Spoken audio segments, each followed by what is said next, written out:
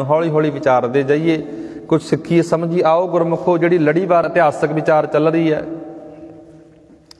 धन धन गुरु रामदास पिता जी, चौथे गुरु गुरु रामदास महाराज। कल आपां जिहड़ी विचार कीती सी जी, कल दे दीवाना विच आपां विचार कीती सी गुरु अमरदास महाराज दे नाल प्रचार दौरिਆਂ ते जाना, भाई जेठा जी दे रूप दे अंदर। जदों गुरु अमरदास महाराज तीसरी पातशाही कुरुक्षेत्र हरिद्वार इधर जिहड़े इलाके ने हिंदू तीर्थ ने, सूरज नूं ग्रहण लग्या होया सी इन्हां दिनां दे अंदर, गुरु पातशाह जी ने असल तीर्थ की जिहड़ी महत्ता है वो लोकां नूं समझाई है। निरा पानी विच इशनान कीतियां, पानी अंदर चुभियां लाया, पाप नहीं उतरदे। करैक्टर दे विच, जीवन दे विच कुछ त्यागना पैंदा है, सुभाਅ चेंज करना पैंदा, फिर पाप उतरनगे। ये व्याख्या गुरु अमरदास महाराज उन्हां तीर्थ स्थानां ते जाके करदे ने। उस तो बाद जो अगे अगला जिहड़ा इतिहास चलेगा, अज अकबर दे दरबार अंदर शिकायतां। समकाली जिहड़ा उस समय दा बादशाह अकबर है, जदों सिख सतगुरां दे प्रचार की गल करांगे आपां, प्रचार की जिहड़ी लहर है बड़ी बुलंदियां नूं छूंहदी जा रही है। ब्राह्मणी मत दे विश्वास दे खोखलेपन नूं लोकां दे सामने चंगी तरह उघेड़ के सतगुरु ने रख दिता। जिहड़ा ब्राह्मणी मत दा खोखलापन है, कपटी चालां ने उन्हां दियां महाराज ने पर्दाफाश कर दिता। हज़ारां दी गिणती विच लोक ब्राह्मणां दे जूले विचों निकल गए। मैं अक्सर गल करदा हुन्ना जी, आ जिहड़ा साडे अंदर वर्ण वंड पा दित्ती ना, ये मनु सिमरती दी देन है। गुरु नानक दे घर ने मुੱਢ तो सब तो वखरी ते नवेकली गल दी आपां गल करांगे, विचार दी गल करांगे। लोकां नूं महाराज ने एक करन दा यतन कीता है। खंडे बाटे दी पौल दी गल कर लो, सरोवरां दे कंसैप्ट नूं पढ़ लो, दुनिया नूं संसार नूं एक झंडे थले महाराज ने इकट्ठा किया। लोकां अंदरों ईरखा साड़ा नफरत दूर होवे। आ जिहड़े असीं फोके धर्मां दे नां ते लड़दे आ ना, जां जातां पातां नां ते साडे अंदर झगड़ा वखरेवा है, ये सब कुछ महाराज ने दूर किया। गुरु अमरदास महाराज अपने समय अंदर सिक्खी का प्रचार कर रहे ने। हुण उस समय अंदर जिहड़े पुजारी ने, ब्राह्मण ने, विपर ने, उन्हां नूं लोकां कोलों पूजा का धान मिलदा है। लोग अवेयर सुचेत हुंदे ने ना, जदों लोकां नूं जाग लगदी है, गुरमत बारे जदों उन्हां नूं समझ आउंदी है, पता लगदा है, वो इन्हां दे जूले चों निकल जांदे ने। वो जिहड़े विपर सी, पुजारी सी, वो निखट्टू बन गए, वेले हो गए सी। गुरमत दीयां जिहड़ियां ये विचारां सी, इन्हां विचारां दे नाल समाज वधिया बनदा गया। उन्हां दीयां चलाकियां तो लोग आज़ाद हुंदे गए।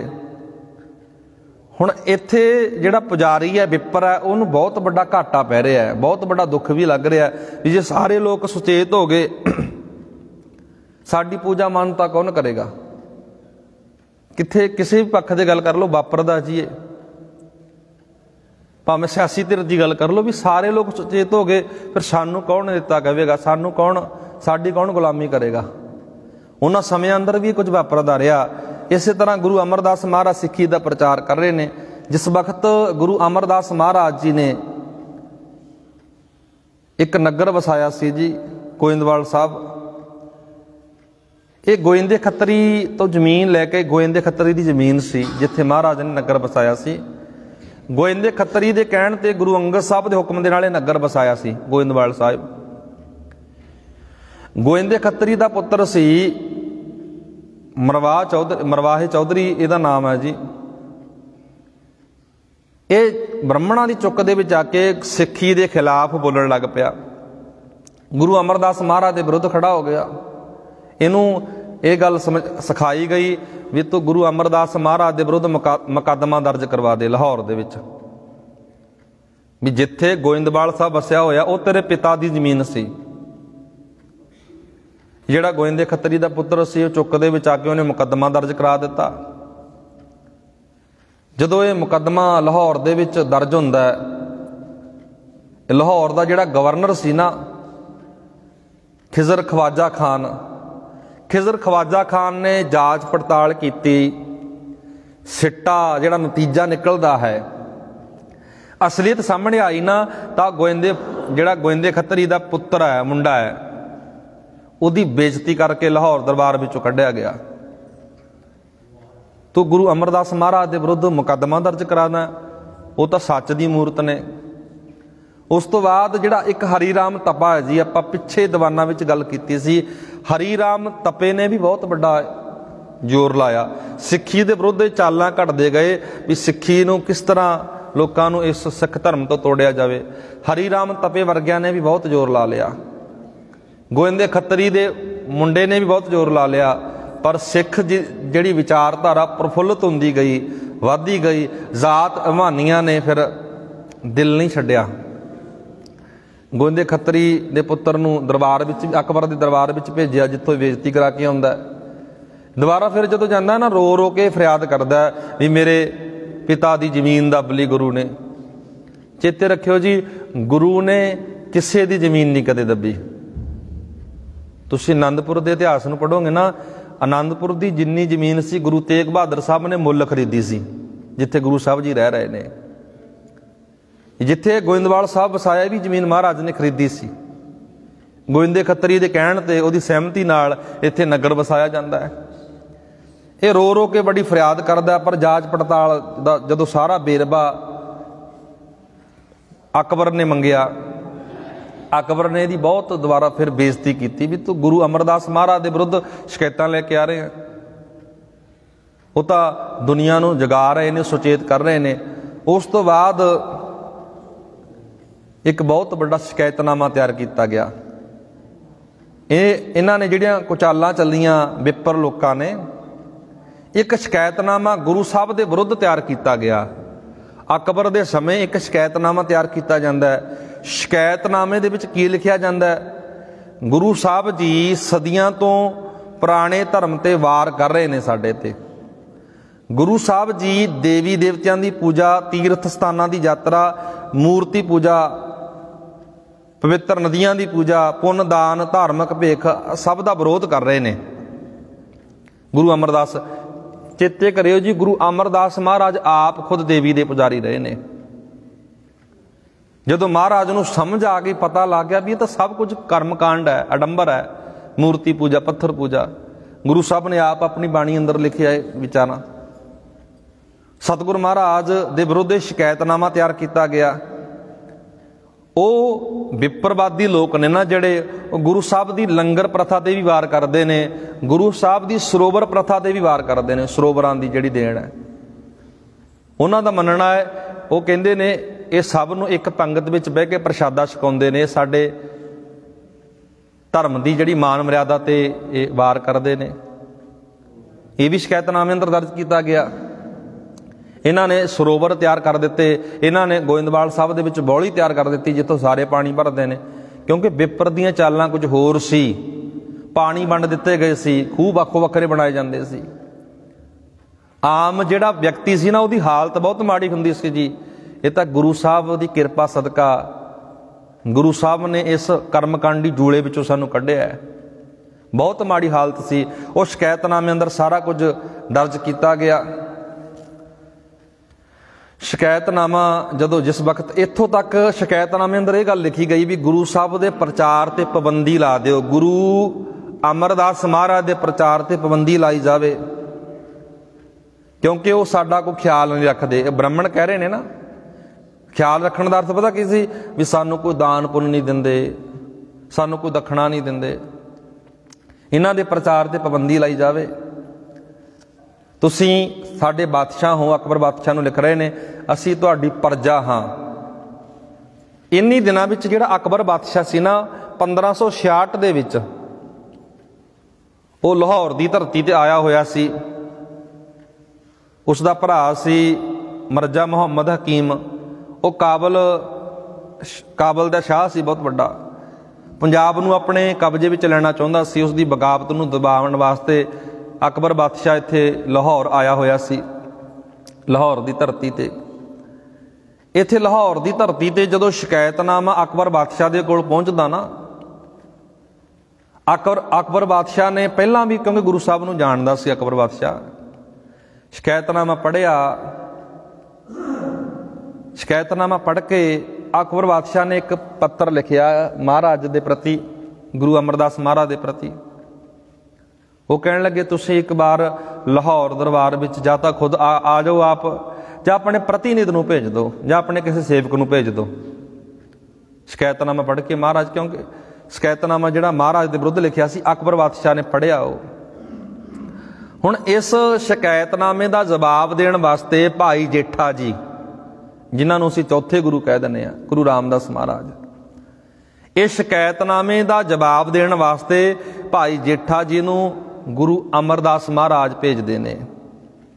उन्हां दे नाल बाबा बुढ़ा जी भी ने, होर सिख भी ने नाल।